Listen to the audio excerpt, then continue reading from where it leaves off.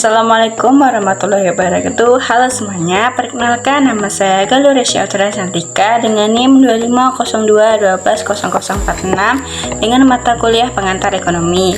Nah, hari ini saya akan membahas tentang materi yang sangat luas, yaitu perdagangan ekonomi yang mencakup antar daerah, antar negara, antar pulau, antar wilayah, hingga perdagangan internasional. Sebelum masuk ke jenis-jenisnya, kita pahami dulu konsep dasarnya, yaitu perdagangan secara umum adalah kegiatan tukar-menukar barang atau jasa yang dilakukan oleh dua pihak atau lebih dengan kesepakatan nilai tukar atau pembayaran tertentu.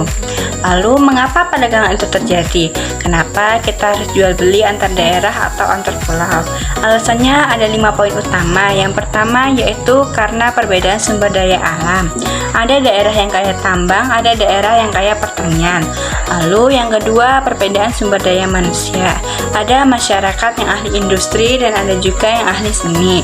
Yang ketiga, perbedaan teknologi. Ada daerah yang maju teknologinya dan ada yang masih tradisional.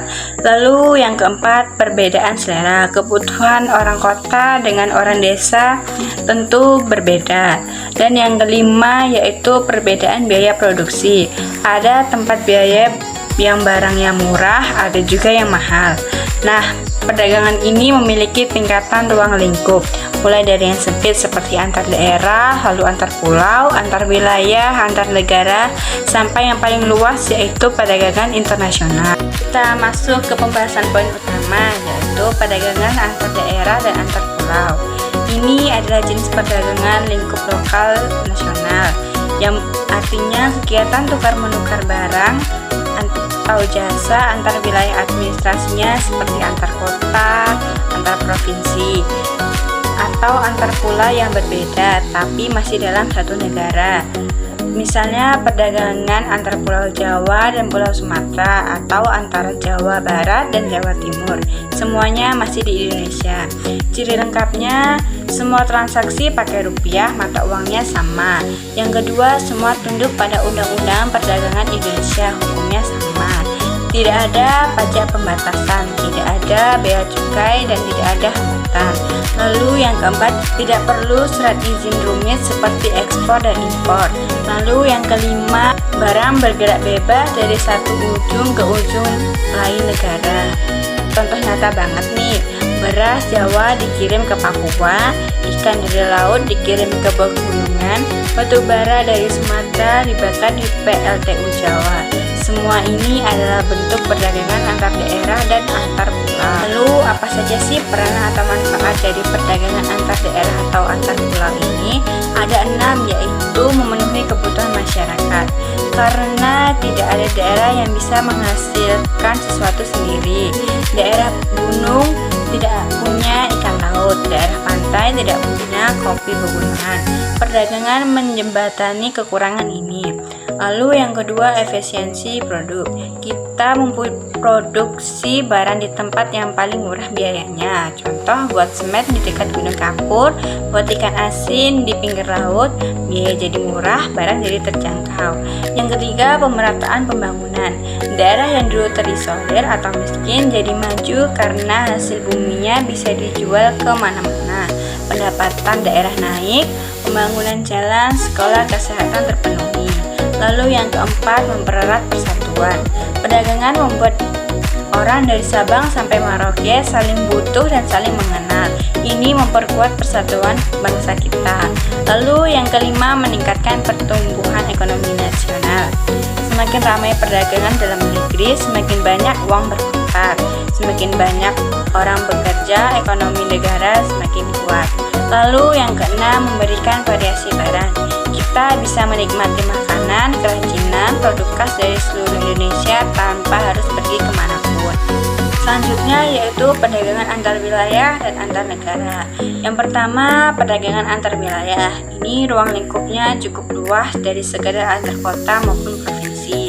Ini antar kawasannya besar dalam satu negara. Contohnya perdagangan antara kawasan Indonesia bagian barat seperti Sumatera, Jawa, Bali, dengan kawasan Indonesia bagian timur seperti NTT, Maluku, Papua. Yang kedua, yaitu perdagangan antar negara. Ini adalah perdagangan yang sudah melewati batas. Jadi barang berpindah dari wilayah berkedaulatan negara A ke wilayah negara berkedaulatan B. Karakteristiknya beda jauh dengan sebelumnya. Yang pertama, sudah pakai uang yang berbeda, contohnya dolar ataupun rupiah. Lalu yang kedua, hukumnya beda dan aturannya juga jelas beda. Lalu yang ketiga, sudah ada bea cukai atau pajak masuk, pajak keluar. Ada aturan pembatasan barang. Lalu yang keempat, diatur oleh perjanjian khusus antara dua negara atau yang biasanya disebut dengan bilateral. Yang kelima, sangat erat hubungannya dengan politik luar negeri. Contohnya perdagangan Indonesia dengan Malaysia, Singapura, Timur Leste. Kita jual sawit, kita beli buah-buahan atau produk elektronik dari sana. Untuk peranannya kita bagi menjadi dua. Yang pertama, peran perdagangan antar wilayah berfungsi menyatukan ekonomi satu negara, mengurangi kesenjangan antara wilayah kaya dan wilayah miskin, serta memaksimalkan apa yang dimiliki masing-masing wilayah. Yang kedua yaitu peranan perdagangan antar negara, mencakup 6 poin nih. Yang pertama memperluas pasar. Produsen kita tidak cuma jual ke tetangga sebelah, tapi ke seluruh dunia. Penjualan makin banyak, pabrik semakin hidup. Lalu yang kedua, mendapat barang yang tidak bisa dibuat. Indonesia beriklim tropis. Kita tidak bisa menanam apel, anggur, atau gandum. Melalui perdagangan antar negara, kita bisa membelinya. Begitu juga dengan negara subtropis, mereka butuh kopi, rempah, dan kelapa sawit dari kita. Lalu yang ketiga, transfer teknologi. Kita bisa membeli mesin canggih, alat berat, teknologi informasi dari negara maju. Ini mempercepat kemajuan bangsa kita. Lalu yang keempat, hubungan diplomatik. Negara yang saling butuh secara ekonomi jarang berperang. Perdagangan menjaga perdamaian. Lalu yang kelima, sumber pendapatan negara. Pemerintah dapat memasukkan besar dari pajak ekspor dan impor. Yang keenam yaitu efisiensi global. Dunia jadi lebih efisien. Setiap negara fokus mengerjakan apa yang paling bagus dia kerjakan. Terakhir yang menjadi puncak pembahasan kita yaitu perdagangan internasional. Ini merupakan bentuk perdagangan paling luas, paling kompleks, dan paling berpengaruh bagi ekonomi suatu bangsa. Definisinya yaitu perdagangan internasional adalah pertukaran barang, jasa, modal, uang, bahkan tenaga kerja antar negara yang dilakukan oleh hukum internasional. Bahkan cuma hukum satu negara saja. Ini melibatkan sistem ekonomi seluruh dunia. Dalam perdagangan internasional ada dua istilah wajib, yaitu yang pertama ekspor. Kita menjual barang ke luar negeri, ini yang menghasilkan uang asing disebut devisa. Ini sumber kekayaan negara. Lalu yang kedua impor. Kita memberi barang dari luar negeri, ini mengeluarkan devisa kita ke negara lain. Dasar terjadinya perdagangan ini dibuktikan oleh para ahli ekonomi dunia seperti Adam Smith dengan teori keunggulan mutlak, David Ricardo dengan keunggulan kooperatif, dan Hecker Olin tentang faktor produksinya. Intinya, setiap negara harus fokus buat barang yang paling hebat lalu ditukarkan dengan negara lain.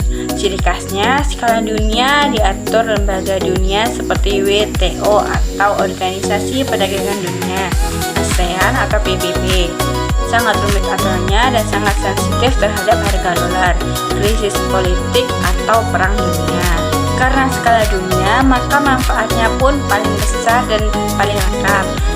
Yang pertama yaitu sumber devisa negara. Ini paling vital. Devisa dari ekspor adalah darah ekonomi negara. Tanpa devisa, kita tidak bisa beli minyak, obat-obatan, atau teknologi dari luar. Yang kedua, hubungan antar bangsa. Negara menjadi mitra, saling membutuhkan, dan menjaga perdamaian dunia. Yang ketiga, meningkatkan kualitas produk. Kalau mau jual ke Eropa atau Amerika, daerah, barang kita harus bagus, standarnya tinggi. Ini memaksa industri lokal kita menjadi lebih maju dan berkualitas, tidak boleh jelek. Yang keempat, membuka lapangan pekerjaan. Pabrik ekspor membutuhkan ribuan karyawan dari buruh, teknisi, sampai manajer, mengurangi pengangguran drastis. Lalu yang kelima, memenuhi kebutuhan nasional. Kita impor barang baku dari industri pangan energi yang kita kekurangan. Lalu yang keenam, transfer teknologi. Kita belajar cara kerja maju dari negara lain. Lalu yang terakhir nih, yang ketujuh, taraf hidup naik. Kita bisa pakai HP canggih, makan makanan enak, pakai baju yang bagus. Semuanya hasil dari adanya perdagangan internasional ini. Nah, inti dari materi saya yang saya sampaikan tadi yaitu perdagangan ekonomi meliputi antar daerah, antar pulau, antar wilayah, antar negara, dan internasional. Perbedaannya terletak pada wilayah, mata uang, hukum, dan aturan yang berlaku. Semua bertujuan untuk memenuhi kebutuhan, memajukan ekonomi, dan mempererat hubungan, dan meningkatkan kesejahteraan